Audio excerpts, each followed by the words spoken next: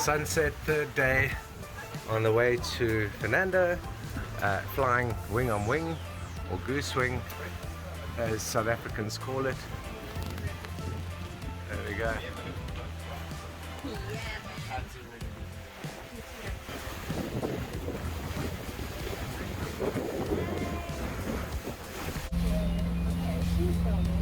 School time on Utopia. What you've got over here is, the way I've set it up, is our next waypoint, and you can see that our distance to waypoint is 1410 nautical miles. Our bearing to waypoint is 293. We're actually heading 278. The reason for that is that we're on wind vane. In other words, we've got an angle to the wind, and as the wind moves, so we move. That way we don't have to trim the sails, as I've mentioned before. Our true wind speed, so the true wind speed over there, TWS, is 17 knots, and the speed through the water, now that's really important, is, as you can see, 5.9, 5.7, roughly that's about 1/3 of true wind speed. Now speed through the water is if the water is moving forward at a knot, and you're doing 6 knots, your speed through the water is 5. So in other words, it's the boat relative to the water. And in fact, when you have a look here, we've got a current in our direction, moving in the same direction as us, of 0.7, 0.8, and the wind behind us of 15 at that point. So whatever our speed through the water is, we're going to be able to add that current. And you can see our speed through the water is 5.5, and there we've got 5.8. And it keeps moving. Obviously there's also swells that are affecting it. So the speed over ground is the speed through the water plus the current. So you can see speed over ground 5.7, 5.8 knots. Now that's the real speed that we all know. Or this comes from the speed over ground comes from the satellite. So there we have it. So cross-track error is very important for me. It's how far are we from our track. So you can see I'm 0.54 nautical miles from the track. We're heading on that 585 roughly because of the wind, and we're doing a speed of about 6 knots over ground. Not that I'm a singer, but somewhere over the rainbow. There's the end of it. Oh my gosh. Why are we going in the wrong direction of the goal? Yeah, the pot of gold's either there or there. Which way do we go? Very lekker, very nice. Oh, and we just got our Oxley up, and she's looking good, really looking good on this, our 5th day after St Helena. And by the way, more of a blue day than we've ever had, even though we haven't got the sun yet. With those patches of blue sky, I think we will get. What do you say? Yeah, I say hey. So Saturday, well, I'm not even sure if it's Sunday, but it's the first sunny morning that we've had. So we're going to get in power for the first time for a long time in the morning. When we get in power in the afternoon, the sun is then forward of us, and then the solar panels are all covered by the shadow of the mast. But there's the Oxley being flown again. And you can see it's a beautiful day. I enjoy standing up at the mast, gives me something to hold. And I'm going to take you here quickly for a good look around. There's Garen sitting in the front. You can see moving nicely, literally in the middle of the Atlantic, nothing around us. St Helena, I guess, is about 500 miles away from us. Africa and America, South America, probably, I don't know, 2,500 miles on either side of us. So yeah, this is what the mid-Atlantic looks like. I suppose you call it mid-Atlantic, well, South Atlantic, I suppose, if we're south of the equator. Yeah. And the color of the water is fantastic. Looking at the video, I can see it hasn't got that sort of luminescent look on video that I can see. Oh, I love it. Big noise at the back here with the boat moving. This is at about probably 7 knots or so of boat speed through the water. Speed over ground 9.4, 9.5. Come on, give us that 10. Give us that 10. I'm trying to get it on video. wind speed 23, 22, I need 25. Now that I'm videoing, it's dropped down to 19 and 20. But I'm happy with 19 and 20. We're still moving at 7 and 8 knots, you know, a speed over ground. So we're so excited by the sunny day. We're getting to run our water maker, and hopefully we get enough sun that we can actually do some linen washing as well as some clothes washing.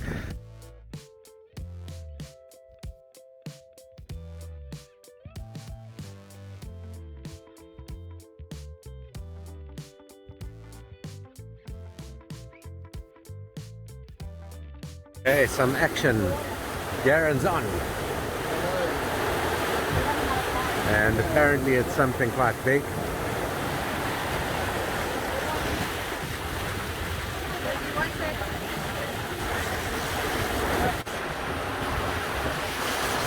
Getting the arm soreness. It's the first night we're flying the Oxley at night. I'd always been led to believe, and also always felt, that flying that big sail at night would not be a good thing. Then we spoke to Paul Badenhorst, who's a guy that's done 51 of these Atlantic crossings, and it seems to be very, very good at the moment. So you don't want to rip the thing, and being light wind and very, very light fabric, a strong, if it was overfilled, as it were, overpowered as they call it, it could actually blow the fabric out. And so we don't want an apparent wind of more than 15. So yeah, that's the Oxley sailing at night, the great big spinnaker, the parachute, or the kite as some people call it. And from the helm station, that's what she looks like at night. It's just, you know, the video just doesn't do it any justice. It is glorious. There it is under there, all the way around the boat, you know, all the way to that side. It's just a beautiful, beautiful sail.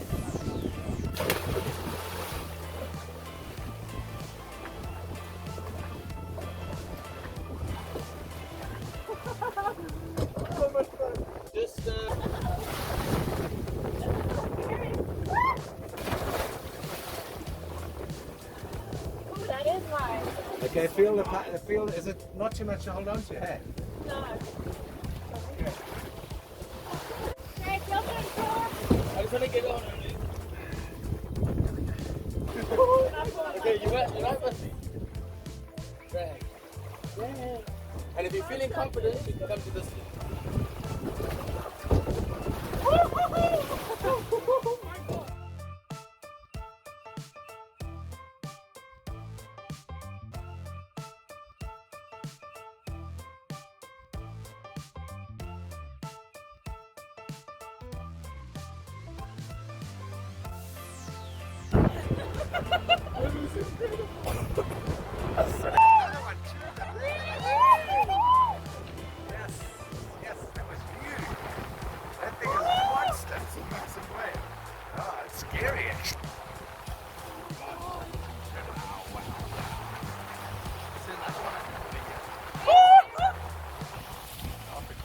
Daisy.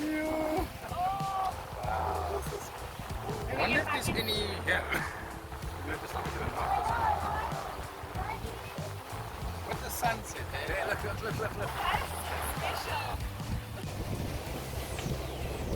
Georgia cleaning stainless steel, making sure there's no rust.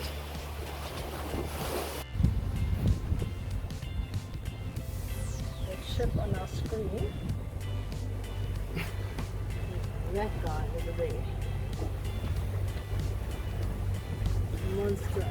Monster. Colombian cargo vessel. Yeah, it's huge. Oh wow. The Last Supper. Yeah, no, this is like Christmas Eve. Yo.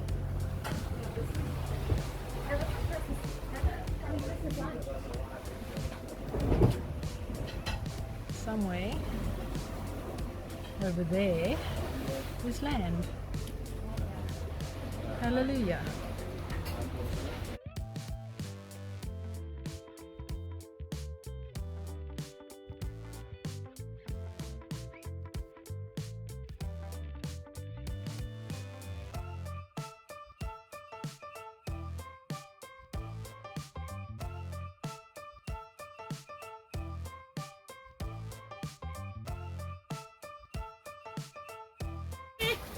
I think old age makes you still, to me it still feels cold. Is it? Take care. Have some goggles. Every morning we were greeted by these gorgeous little dolphins. They call them spinners because they just spin out of the water all day long. It was incredible being so close to the gorgeousness of this kind of nature.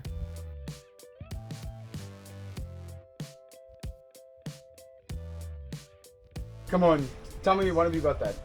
I got it. What one of Yes! these wants to jump? Yes, they're gonna jump, they're gonna jump, they're gonna jump. Oh wow. Oh, yes! They're coming straight from out.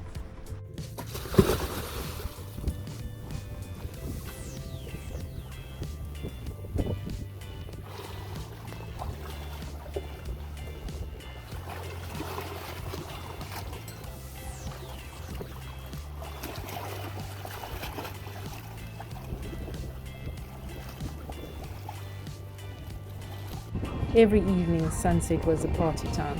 The tourist boats would surround Utopia with music playing and happy cheering people, all with glasses of champagne in their hand, waiting for the sunset to dip so they could get the perfect Insta pic.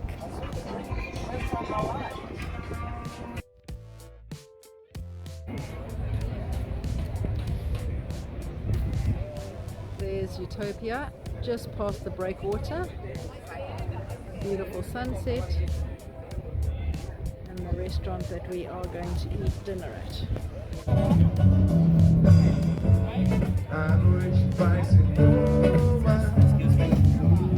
Thank you. Hello. Hello. So this morning, as we arrived at the beach, right down below the port, we noticed this beautiful big tourist boat had been beached. They were busy working on the hull, and then later on in the afternoon, as the tide picked up, it floated back out to sea.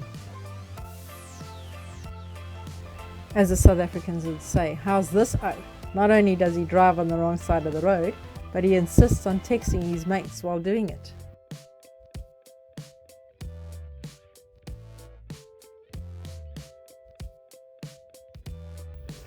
After jumping off the dinghy and swimming to shore, the kids and I were supposed to spend a couple of hours relaxing on the beach until Kevin came round and picked us up a little while later.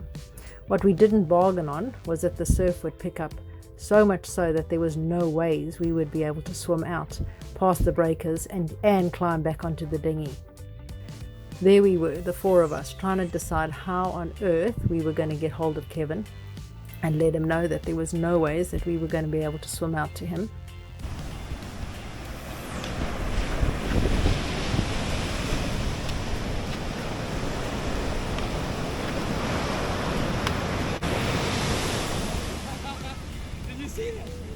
Because we had swum to shore, we couldn't take a whole lot of stuff with us.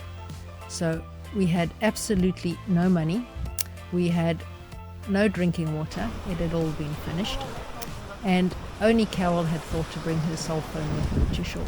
But the cell phone had no Wi-Fi signal to reach Kevin. So there we were, in the blistering heat, trying to decide what we were going to do. We didn't want Kevin to arrive on the dinghy and call us and not realize that there's no ways that we could swim out to him. He wouldn't have been able to see that the waves were as big as what they were from the shore. Okay, go.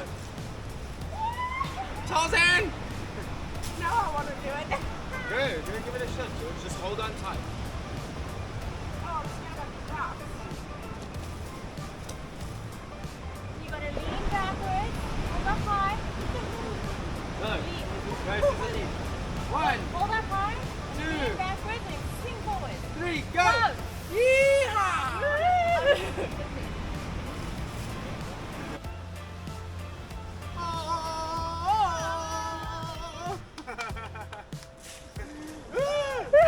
That was the biggest one we've had so far.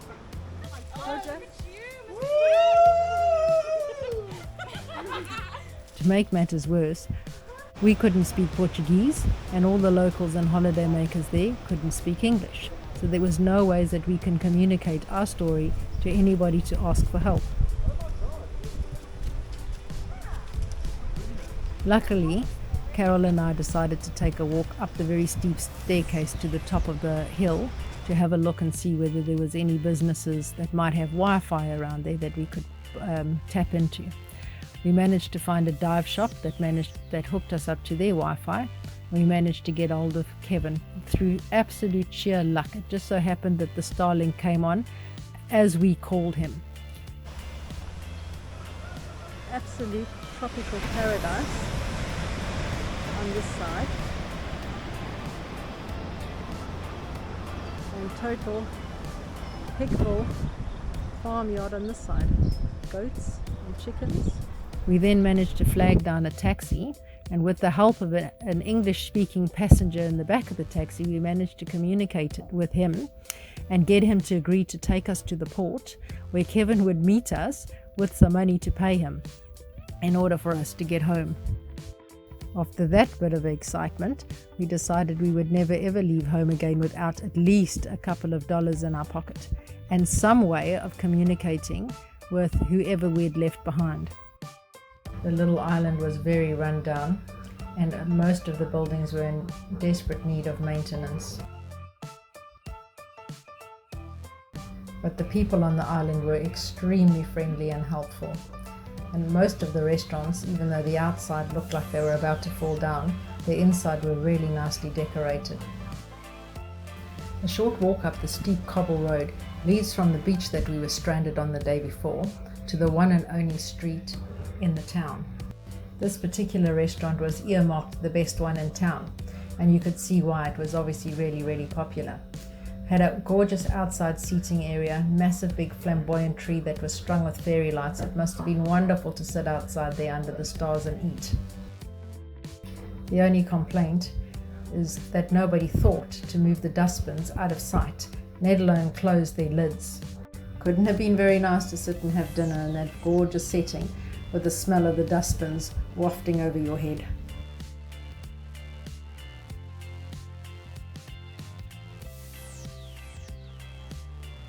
George and I were exploring while looking for a supermarket. We needed to find fresh fruit and veggies for our next leg of our trip to Grenada. There was not much choice, but lucky with the help of a very kind lady from Port Control who pointed us in the direction of the vegetable shop, we were able to get there and buy a couple of veggies, a watermelon and a couple of mangoes.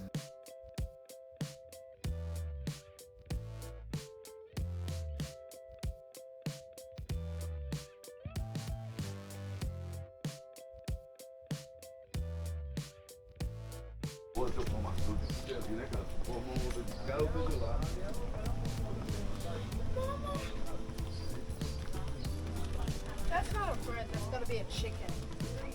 Under the bin. Yeah, there was something on the other side. Oh, look how cute it is. Chilling under the bin. Just quickly out of it. Can you do me a favor?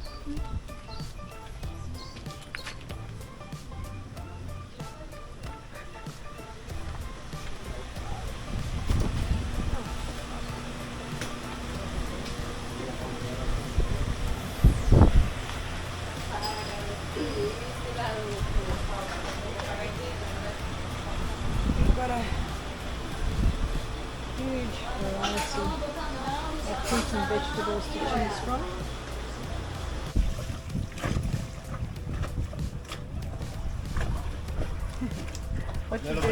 What you doing today, Tarzan?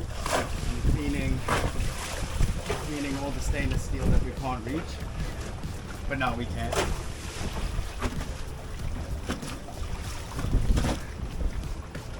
An office with a view, right? Office with a view, I tell you, life doesn't get much better than this.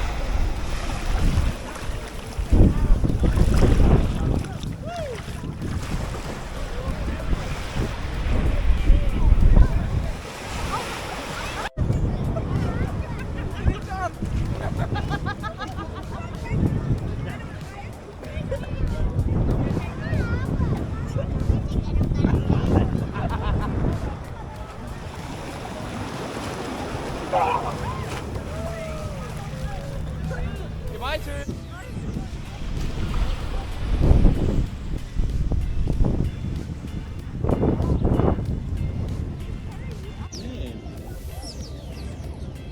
Oh my god, man, that was a good one. Careful, careful. I'm supposed.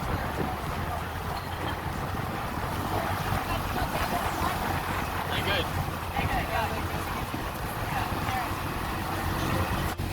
Well, time to have a paddle.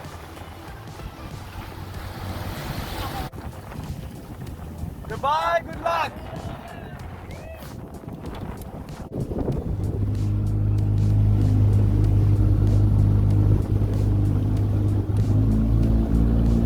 Goodbye, Brazil.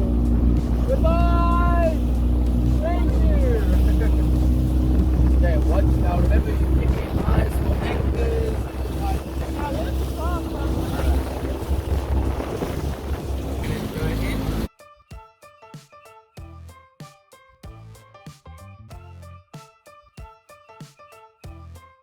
Because we've had so many folk asking to see the real not so fun parts of our journey, we've decided to very shortly release a video that will show the behind the scenes issues, so to speak. The video will include things like coping with seasickness, managing with very, very limited power and limited internet, to some of the very dramatic issues that we had to deal with while underway, and the sheer frustration of trying to get the support that we needed from the manufacturer in Cape Town.